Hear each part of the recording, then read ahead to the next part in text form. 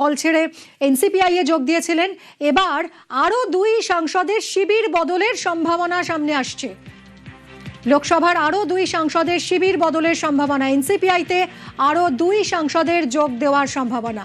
আবিরের সঙ্গে কথা বলবো। আবির, মমতা তৃণমূলে আরো ভাঙন বলা যায়? আবির, অবশ্যই তাই, এবং এর মধ্যে দুজনকে দেখতেও পাওয়া গিয়েছে যে যারা এর আগে তোমার যোগাযোগও করেছিল, কিন্তু সেই সময় তারা কোনো একটি সিদ্ধান্তের কারণে তারা সেই সময় শিবির বদল করেনি।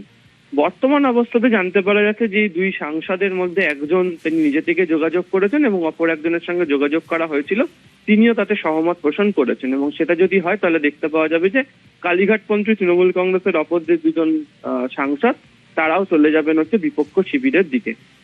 কিছুদিন আগে একটা জল্পনা ছড়ায়, যে জল্পনার পরিপ্রেক্ষিতে দেখতে পাওয়া যায় যে যে সৌগত রায় তিনি বলছিলেন যে 2 সাংসদ তারা নাকি এনসিপিআই শিবিরে যাওয়ার পর তারা মনে করছিলেন সেখানেটা তাদের পক্ষে থাকা সম্ভব হচ্ছে না, তারা সরে যাচ্ছেন, তারা চলে যেতে চান।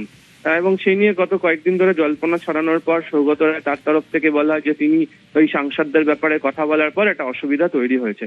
কিন্তু এরই মধ্যে নতুন করে যেটা জানতে পারা যাচ্ছে যে আরো 2জন, সেই 2জনের তরফ থেকে যোগাযোগ করা হয়েছে এবং তারা একজন শীর্ষ নেতার সঙ্গে তারা কথাও বলেছেন। ফলে সেটা যদি হয় তাহলে কালীঘাটপন্থী তৃণমূল কংগ্রেসের সাংসদ শিবিরের তরফ থেকে আরো সংখ্যা অনেক কমতে চলেছে এবং আরো 2জন অবশ্যই বিপক্ষ শিবিরের দিকে যাবে। ইতিমধ্যেই তুমি জানো যে কাকলি ঘোষ দস্তিদার, সেই সূত্রে জানতে পারা গিয়েছিল যে রাজ্যের 2 প্রাক্তন মন্ত্রী এবং বেশ কয়েকজন সাংসদ তার সঙ্গেও যোগাযোগ করেছেন এবং সাংসদ পুত্রের একটি সোশ্যাল মিডিয়া পোস্ট, সেটাও পরবর্তী সময় ভাইরাল হয়ে যায়, সেখানেও কথা বলা হয়। ফলে এই সূত্র ধরেই এখনো পর্যন্ত যেটা যে জল্পনা তৈরি হয়েছে যে আরো নতুন করে যে 2 সাংসদ তারা 2জন তারা হয়তো কালীঘাটপন্থী তৃণমূল কংগ্রেসের হাত ছাড়তে চলেছেন এবং তারা যোগ দেবেন হয়তো সম্ভবত অন্য শিবিরের দিকে। ধন্যবাদ আবির।